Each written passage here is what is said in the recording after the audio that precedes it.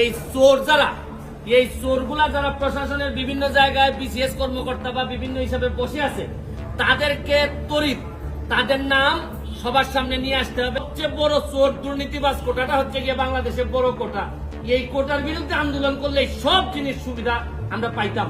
কিন্তু এইখানে যে কারণে আপনাদের সামনে এসে দাঁড়িয়েছি, আপনারা অনেকেই দেখেছেন কয়েকটা ইস্যু খুবই আলোচিত বাংলাদেশে এখন চলতেছে। এর মধ্যে একটা বড় ইস্যু হচ্ছে গিয়ে যে প্রশ্নপত্র ফাঁসের সাথে পিএসসির দেখা যাচ্ছে যে উপসহকারী সহ এবং পিএসসির চেয়ারম্যানের গাড়ির ড্রাইভার সৈয়দ আবেদ আলী, তারা ধরা পড়েছেন।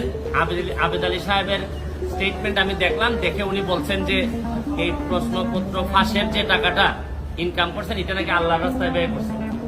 মানে এর চেয়ে দুঃখজনক আর এর চেয়ে এরকম দেশ আমি পৃথিবীর কোথাও দেখি নাই যে 2 নম্বরের টাকা উনি সগৌরবে বলছেন যে এটা উনি আল্লাহর রাস্তায় খরচ করছেন। এটা আমরা হয়তো ফান হিসাবে নিচ্ছি, কিন্তু আজকে যে কারণে আসছি আমার কাছে মনে হয়েছে যদি একজন সংসদ সদস্য হিসাবে আমার বলার সুযোগ ছিল, যদি পার্লামেন্ট থাকতো। পার্লামেন্ট যেহেতু নাই, এটা আমার বলার সুযোগ আপাতত আমি পার্লামেন্টে পাচ্ছি না। পার্লামেন্ট যখন হবে তখন হয়তো আমি এটা বলতে পারবো। এখন আমি একজন ব্যারিস্টার হিসাবে আমার বিভিন্ন আইনগত ব্যবস্থা নেওয়ার সুযোগ আমার আছে। এখানে পিএসসির চেয়ারম্যান সাহেবের ড্রাইভার উনি প্রশ্নপত্র ফাঁসের সাথে জড়িত, এর মধ্যে উপসহকারীও আছেন। তো উনি ড্রাইভার থাকাকালীন সময়ে পিএসসির চেয়ারম্যান অনেকেই ছিলেন। এখন প্রশ্ন হচ্ছে গিয়ে যে পিএসসির চেয়ারম্যানরা যারা যারা ছিলেন তারা এই দায় এড়াইতে পারেন কিনা, তারা এটার সাথে যুক্ত ছিলেন কিনা।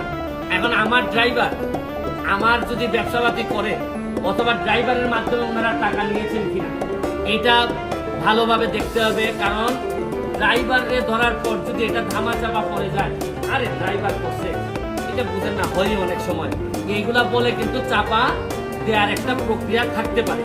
এইটা আমার মনে হয়েছে যে এটা সরকারের দেখতে হবে। সেকেন্ড হচ্ছে কি, যে কারণে আমি মেইনলি আমার কাছে মনে হয়েছে যে এই প্রশ্নপত্র ফাঁসের কারণে সেই 33তম বিসিএস থেকে 46 পর্যন্ত এই পর্যন্ত উনার মাধ্যমে অনেকেই সরকারি চাকরি পেয়েছেন, বিসিএস কর্মকর্তা হয়েছে এই প্রশ্নপত্র ফাঁস করার মধ্য দিয়ে। তাইলে উনি যেহেতু ধরা পড়েছেন, তাইলে এখন যারা তদন্ত করতেছেন তাদের মেইন কাজ হবে এই প্রশ্নপত্র ফাঁসের মধ্য দিয়া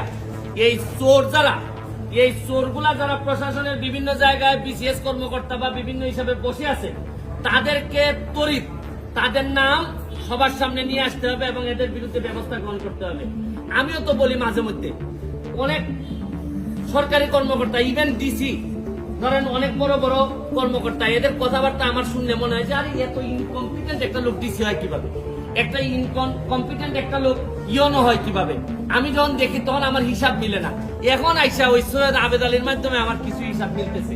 তাইলে এই চোরগুলা ওই বিভিন্ন ভাবে ছড়াই পড়ছে।